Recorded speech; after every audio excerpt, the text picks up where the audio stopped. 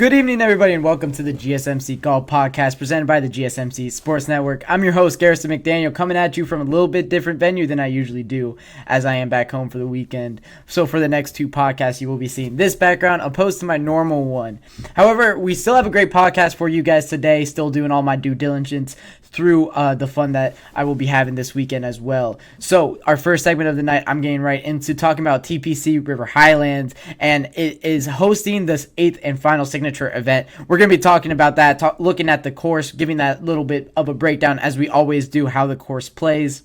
Next, we'll be getting into Thursday's leaderboard, how players played on Thursday and who jumped out to the leads and how they were able to do so.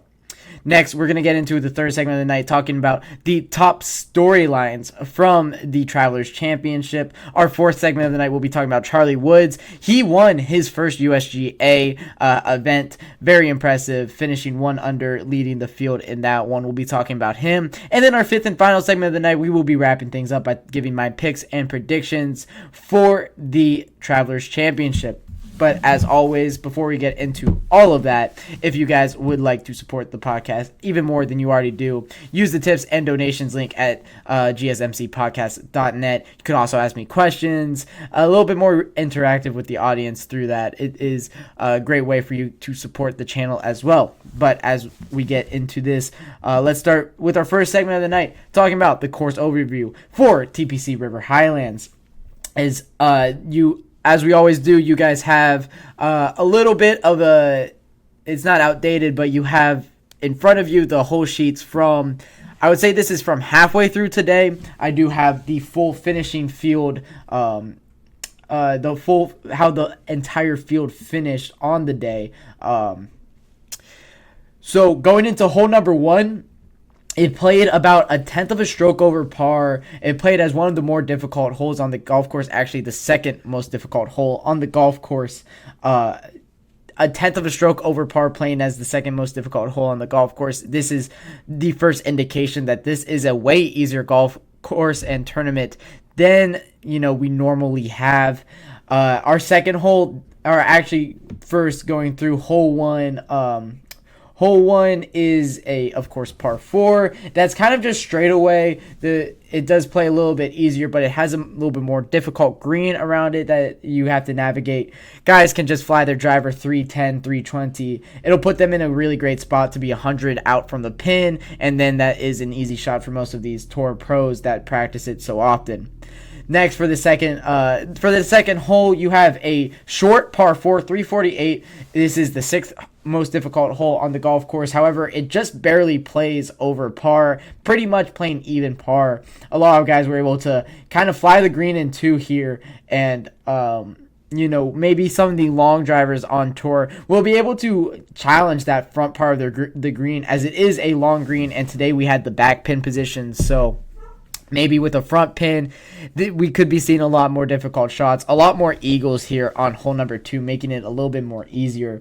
It has a little bit easier of a green as well, a little L-shaped green with the pin today in the back left, but a lot of guys electing to just go with a 5-wood, maybe a 7-wood, maybe a 3-iron, 4-iron on this hole, fly it about 250, 240 off of the tee, and then you have 100 yards to the pin. If you do that, makes it a little bit easier for these guys. Next, on hole 3 is the first really birdie opportunity. This hole played 2/10 of a stroke under par today.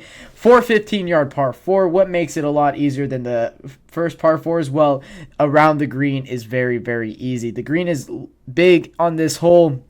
There's no bunkers. The rough is easy to play out of, and it is an easy second shot in. So a lot of guys gave themselves a chance at firing at the pin in 2 here, and were able to get a birdie putt on this a little bit shorter par 4, 415 this one plays at. Next is a 481-yard par 4. This is the 3rd hardest hole on the golf course. It played 7 hundredths of a stroke over par. So once again, these holes not really playing too difficult, but the front 9 is a lot more difficult than the back 9. We'll be talking about how easy the back 9 really was today in a little bit later in this segment. But This one playing a little bit over par, third hardest hole on the golf course, followed by the fourth hardest hole, a long par 3, 222-yard par 3. Is that it's kind of a simple par 3. If you fly the bunkers on the front side of the green, you're in a really good opportunity to get to a birdie with that one. You just need to make your putts on the green. 2 putts will kill guys this weekend. It's going to be one really with the iron shots onto the green and then the putter on the green. So looking at Scotty Scheffler to take this one down. This course really seems like it's right up Scotty's alley. Maybe a Ricky Fowler could get a win here. It was Keegan Bradley who won at the Travelers Championship last year. And, of course, his play could absolutely show up here as well. Next is our first par 5 of the day. This one playing 3/10 of a stroke under par. This is the second easiest hole on the golf course. And for this golf course, that is really saying something, as it is a very easy golf course. We saw 2 eagles on this hole today. It's a 572 par 5 that, guys, just you're able to bomb it on this fairway. It's kind of a long wide fairway and very long. There is a bunker I would say that's probably about 400 yards down. So you don't really have to worry about that. And then there's fairway bunkers and greenside bunkers kind of all over the place. But I think guys, as we saw today, can be very aggressive on this hole and really get their scores going in the right direction from that. Next is a 456 par 4. That is the, dead even 9th easiest / hardest hole on the golf course. We saw more birdies on it than bogeys on it today. It played about 3/100th of a stroke under par. For this little bit longer par 4, it's a very simple one. 300 into the fairway, 150 onto the green. Guys are able to play well, or able to kind of be within their comfort zone on this course and on this hole especially. So we saw a lot of guys be able to take advantage of that par 4. Tom Kim wasn't able to. I'm looking at Tom Kim's scorecard to look at how these guys are playing it, because he does have a great driver that is accurate, going 300 yards pretty much every time, and then he makes the right decision. So I'm looking at kind of the right decision, and Tom Kim elected to go driver, able to bomb it, and then he does 2-putt, and that's kind of what I'm seeing from Tom Kim. But of course, we'll talk about that in the next segment here. Next, a par 3 8th, 208 yards. This is a fairly easy one. You just have to fly that lake, but you do have a little bit of room between the lake and the green. That is a little bit of the fringe area. I would say you have about 10 yards of fringe to work with before you get to the lake. So it would be very difficult for these guys to end up in the lake. I would be interested to see how many guys do on that par 3 8th. The par 4 9th is 382 yards. The tied for the 4th hardest hole on the golf course today. They're able to. It's a dogleg right. If you're able to be a little bit risky, maybe you could find a way to go. Maybe not. It's going to be interesting to see how guys play this hole, the par 4 9th, because I think you could fly that fairway bunker on that right side and get a easier 90, 80 yards to the hole shot from the fairway. But what Tom Kim elected to do was take probably 5 wood. That's 263 that he drove. Ended right in the middle, takes it right, and is able to get up and down for the par. And then 10th hole, straight away here, par 4, 451. This one's going to be one of the easier holes on the golf course, number 10. A very great birdie opportunity there. Next is a 160-yard par 3, a shorter par 3 than what we're really used to. You have a huge fairway bunker. On the kind of right side of this green. Or fairway, green side bunker on the right side of this green. That's around 140, 145. But if you're able to sail that, you are in great shot and great opportunity on that 11th. Next is the par 4 12th. Par 4 12th plays 389, a shorter par 4. This is the 8th hardest hole on the golf course. This one played exactly even to par today. 16 with 16 birdies and only 8 bogeys. However, 3 guys doubled on this hole, which I would assume a lot of those guys ended up in the fairway bunker on the right side here, just kind of missed their driver from where they were aiming it, and that's how you end up there.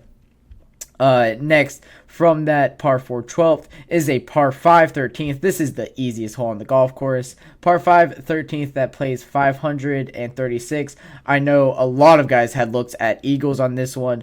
You just need to fly the river on the right side of the fairway. You only need about 270 to fly that river, however, and then you're in great shape to go 250 to the hole, or maybe even 220 to the hole if you really bomb that driver.